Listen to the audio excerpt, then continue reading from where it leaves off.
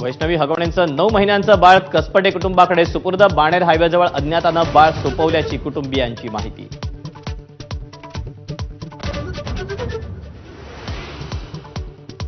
अजित पवारांकडून कसपटे कुटुंबाचं फोनवरून सांत्वन. लग्नाच्या वेळी कल्पना दिली असती तर लग्नच होऊ दिलं नसतं. वैष्णवीला न्याय देणार अजित पवारांची ग्वाही. आदिती तटकरे आणि उदय सामंतांनी घेतली सांत्वनपर भेट.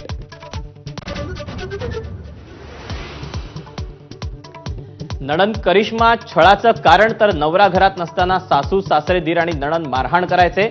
हगवणेंची सोडून गेलेली मोठी सून मयुरीचा आरोप.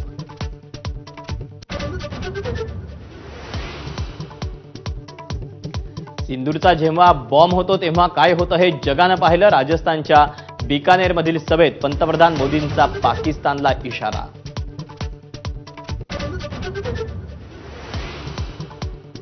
नाशिकच्या जिंदाल कंपनीला लागलेली गेल्या 40 तासांपासूनची आग धुमस्तीत. कंपनीपासून 1 किलोमीटर परिसर प्रशासनाकडून रिकामा.